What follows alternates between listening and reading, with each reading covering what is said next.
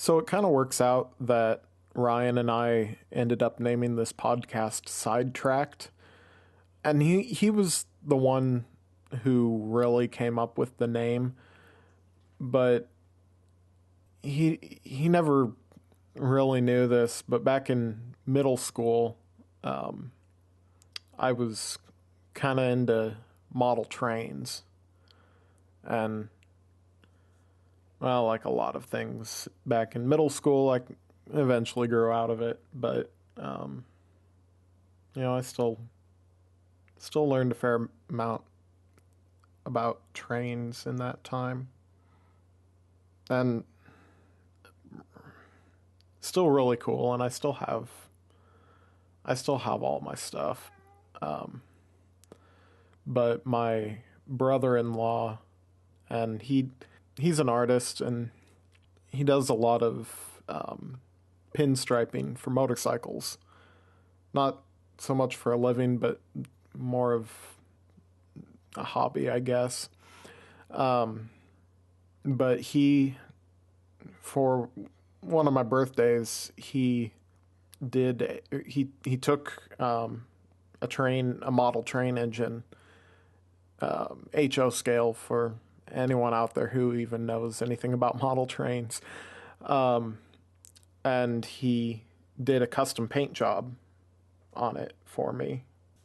And he did a really great job on it. And, even though I, I, I don't really have much interest in going back and starting working on model trains again, I will still certainly keep that around.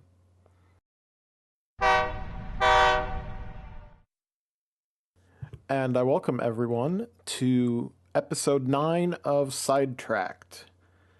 Today it is just me, Sam. Ryan is not here and he has no idea I'm recording this, which is pretty standard between us. But today I kind of wanted to talk about, with the moderately soon to be released Disney Plus and Apple TV Plus streaming services, which are Disney and Apple's TV and movie streaming services. And, I wanted to take a look at them, take a look at the current streaming market, and take a look at some of the history of the streaming market, and kind of look into how Disney and Apple are going to fit into this and what might happen once their services start up.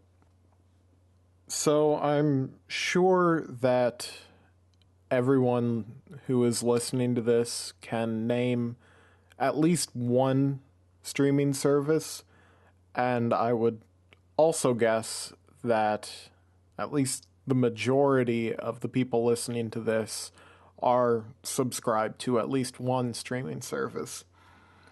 Personally, the only service that I pay for right now is Crunchyroll, which is an anime streaming service. It's mostly subtitled shows, but they also have some English dubs, but not too many that I've run across.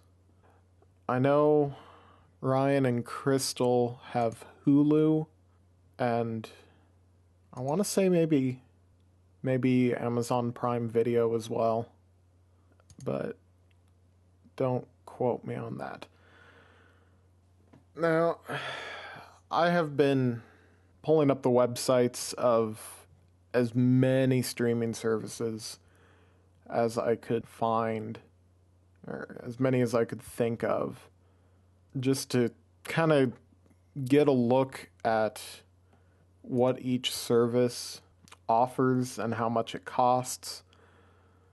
Now, this is April of 2019, so everything could have very easily changed since recording this. Just starting off with Crunchyroll, Um, you know,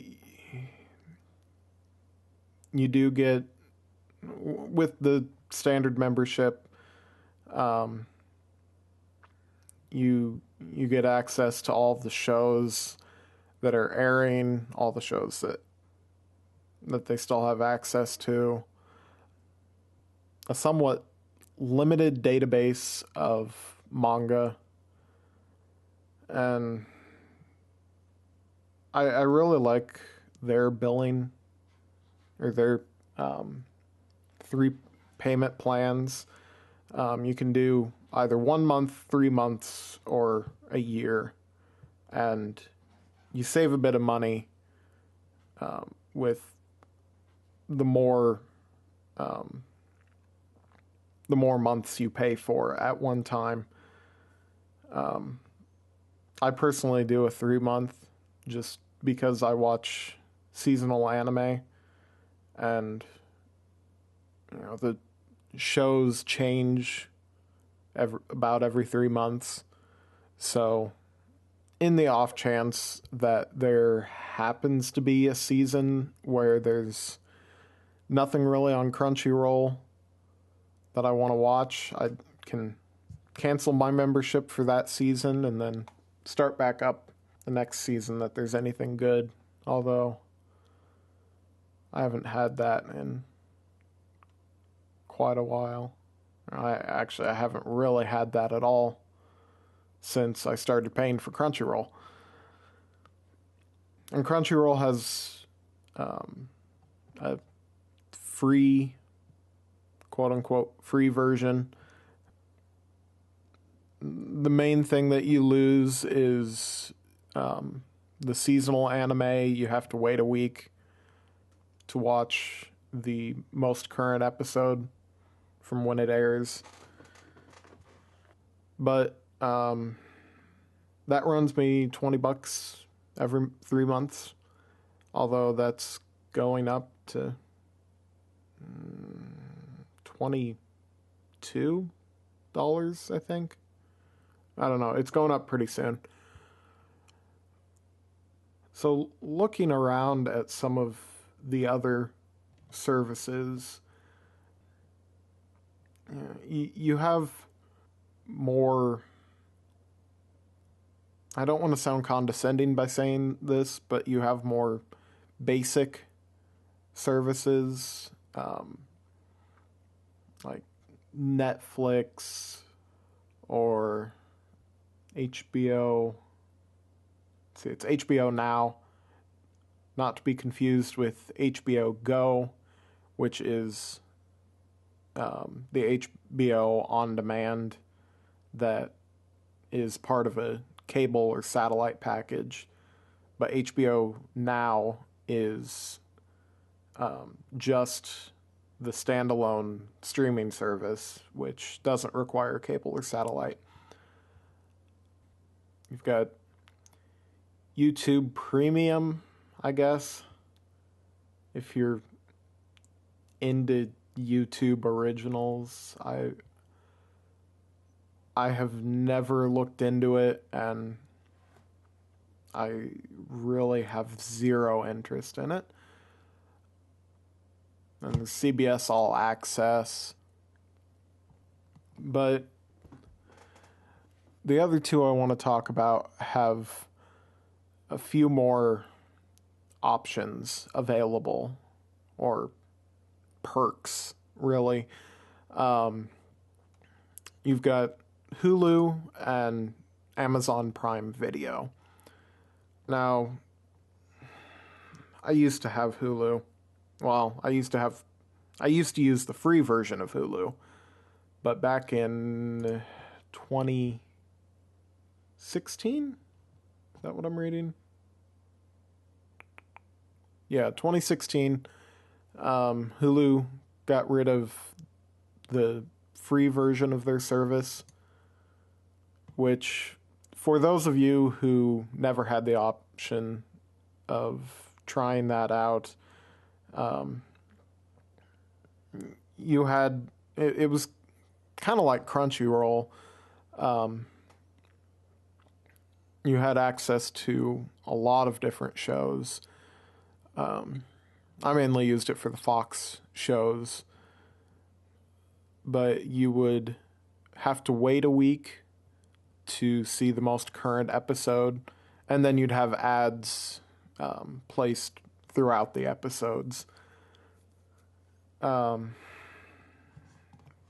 now they haven't completely done away with that. Yahoo, of all companies, has their own streaming service, I guess. I haven't really... Well, video on demand is what Wikipedia calls it. It's called Yahoo View.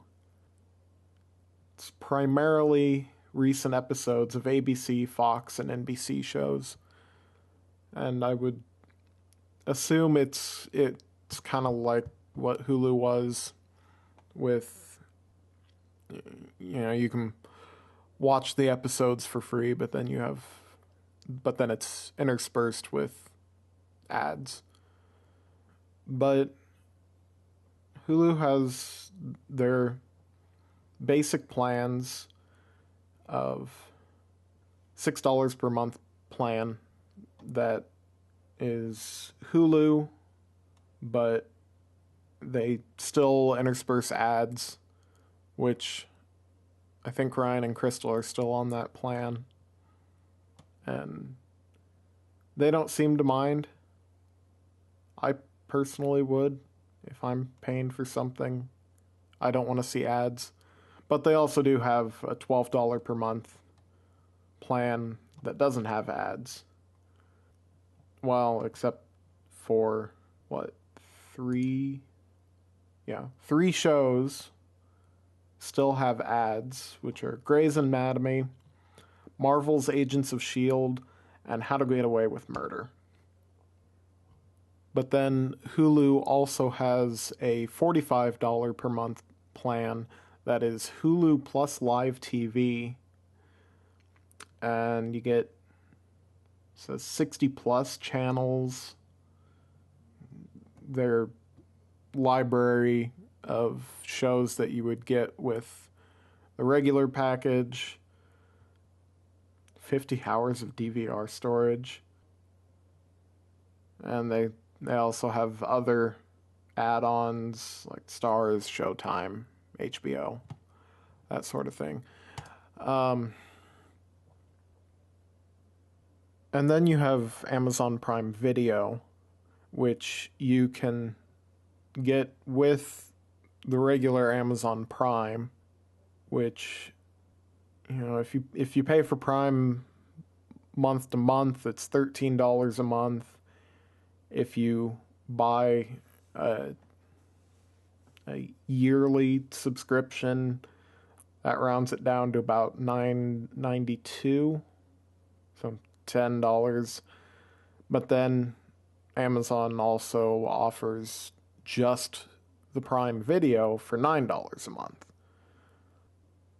Now, I don't pay for Amazon Prime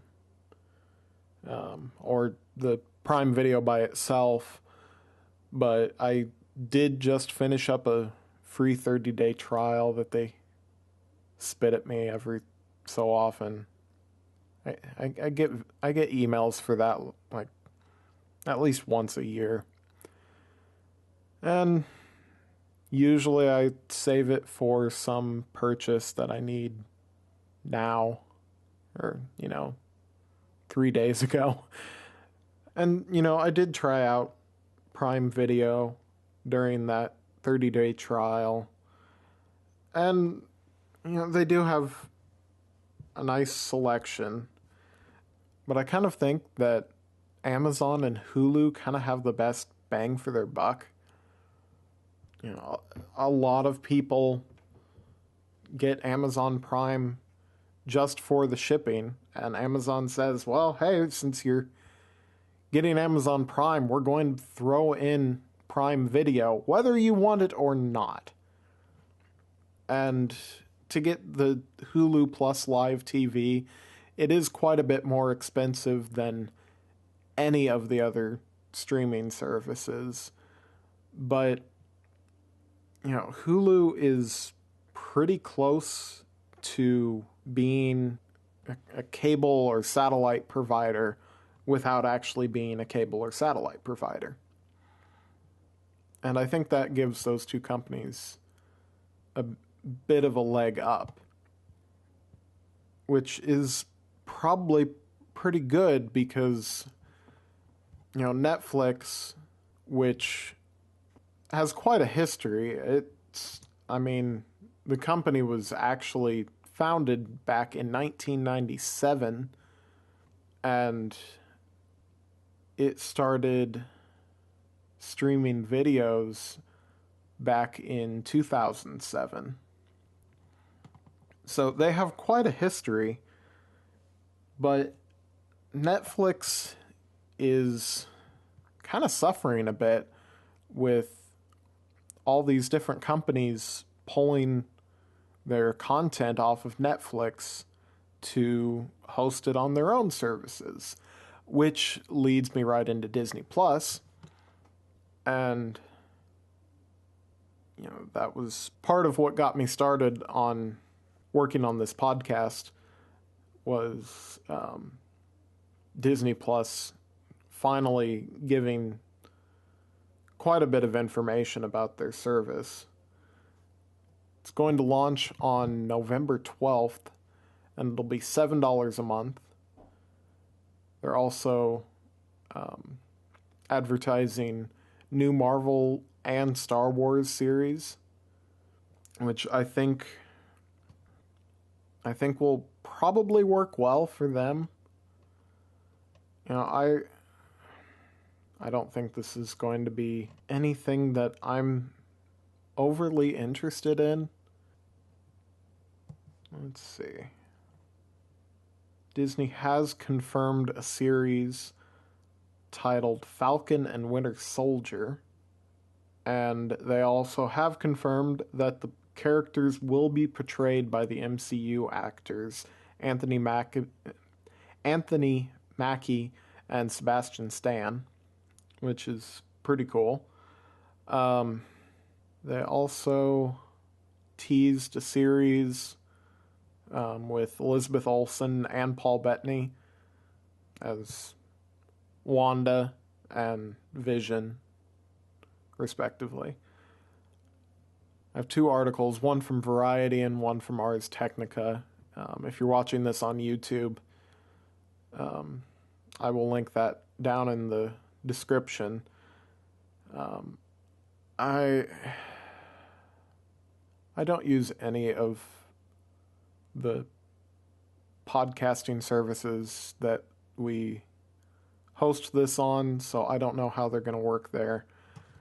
But the two articles have some information about the service, and the Ars Technica has some pictures from Disney's presentation of their streaming service.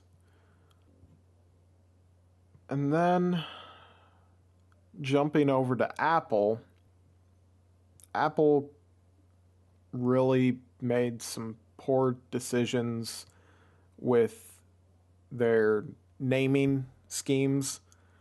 So their streaming service, which will have TV shows, movies, original content, is going to be called Apple TV Plus. Now, the problem with that is their streaming device is called the Apple TV. And on top of that, they have another, I don't know if you want to call it a service or what, I'll get to this in a moment, but it's called Apple TV Channels. I have an article from CNET that will also be in the description that kind of goes over the Apple TV app, the Apple TV app, the Apple TV channels and Apple TV Plus.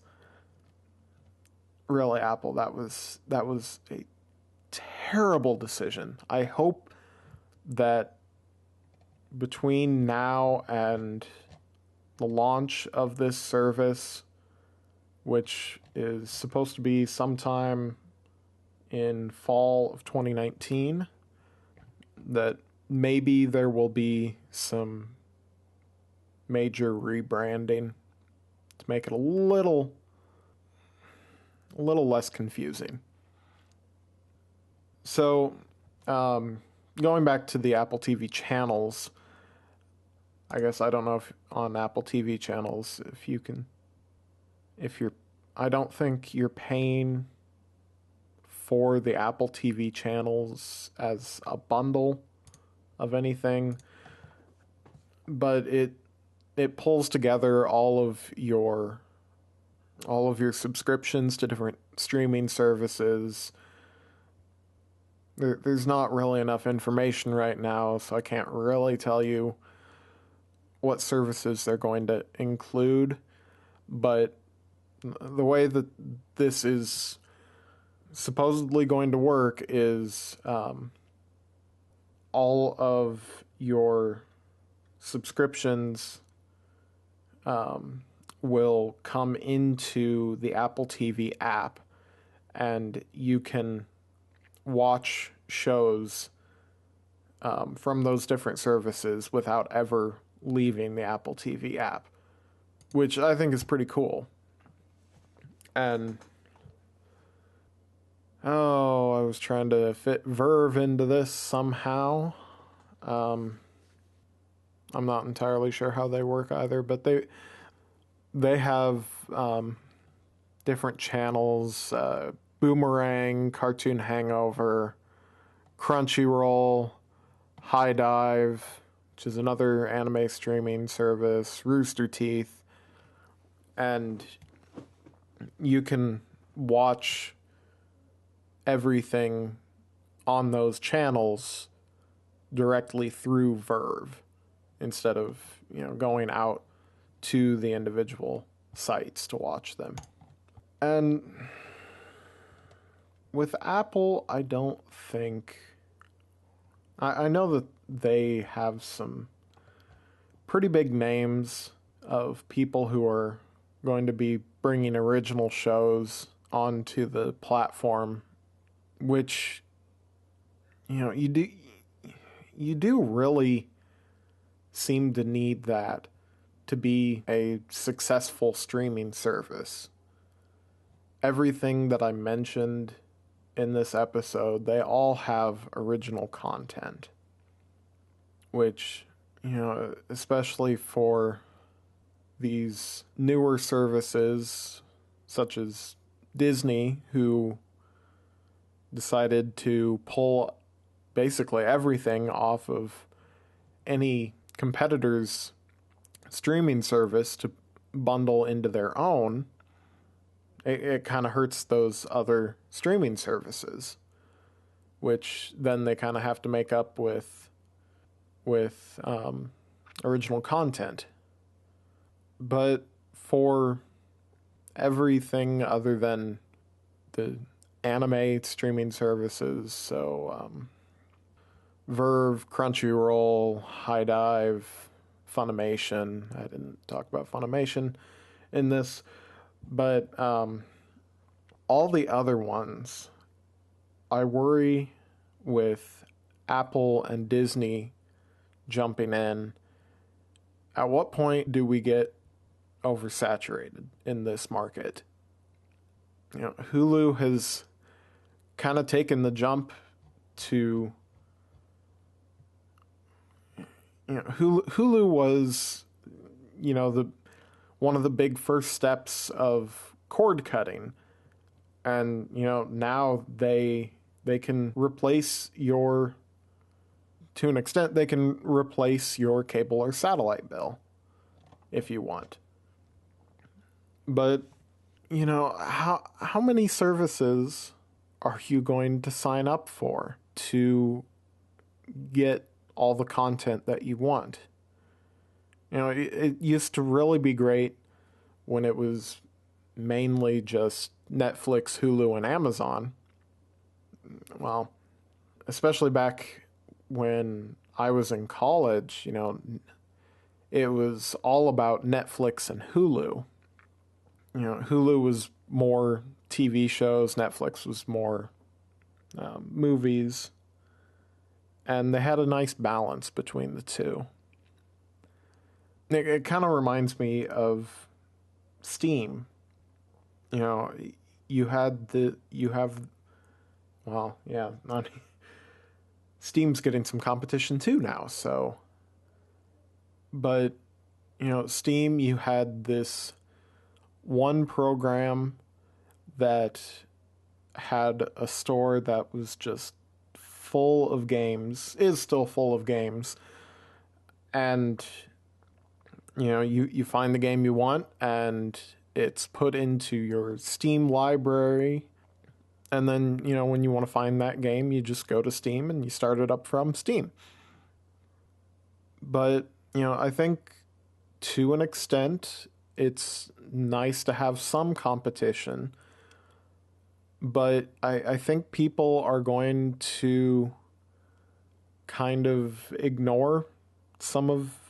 start ignoring some of these newer streaming services, because if you're I mean Netflix is $9 a month. I mean, if you had to get, 5 different streaming services to get all of the content that you wanted, it's not as attractive as, having, Netflix for your movies, Hulu for your TV. It kind of defeats the purpose of cord cutting. And my prediction, once Disney Plus and Amazon TV Plus roll out, that Amazon and Hulu are probably going to fare the best because of the extra little add-ons that I mentioned earlier. But for now, we're going to have to just kind of wait and see.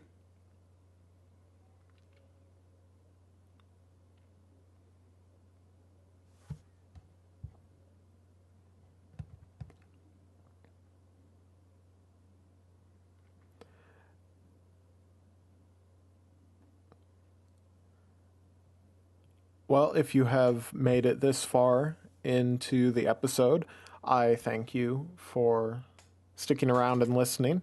If you want to hear more of us on this podcast, I will say that this is never going to be a regular thing. This is more of a podcast that we do to be kind of creative and, get some ideas out there as we have them. But if you're okay with waiting for quite a while between episodes, you can catch us on Pocket Cast, iTunes, and Stitcher. Just search for Sidetracked. If you are watching this, or rather listening to this on YouTube, we have links in the description. Be sure to give our Facebook page a like at facebook.com/myberrytree. Follow us on Twitter at RMBReviews. And you can also subscribe to our YouTube channel, where we will be posting all of the Sidetracked episodes along with our movie reviews. Once again, I am Sam, and thank you for listening. And we will see you in the next episode.